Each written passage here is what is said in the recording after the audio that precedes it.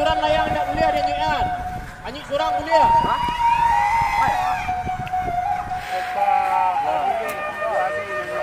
Cuma 4 orang.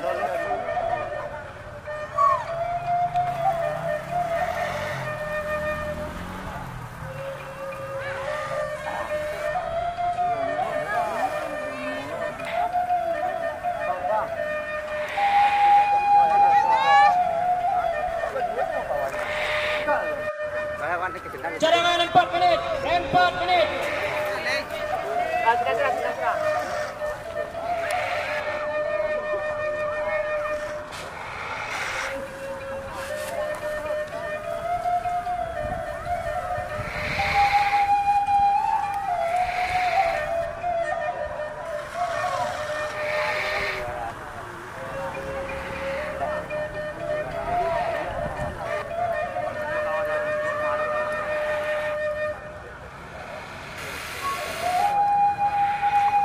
Diberitahukan kepada peserta untuk peraturan pada sore hari ini, layang-layang tidak boleh dinyanyikan, hanya seorang boleh.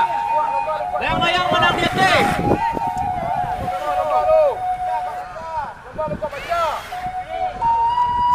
Buat pecah tolong berlomba.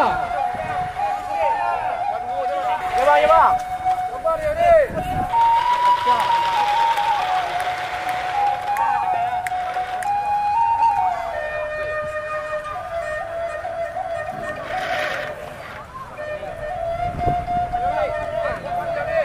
Cadangan terakhir, pagar sabalik. Putih hitam.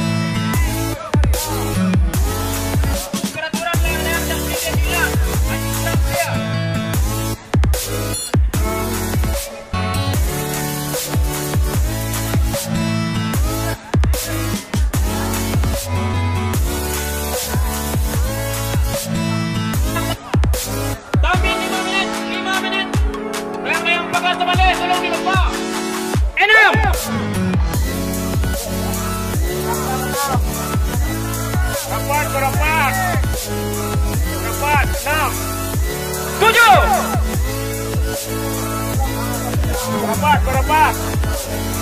Berapa? Itu anak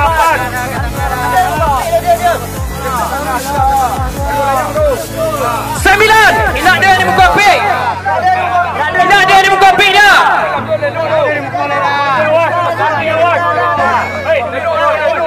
10. Waktu tenang 2 minit. Untuk peserta yang di muka api. Awas lain.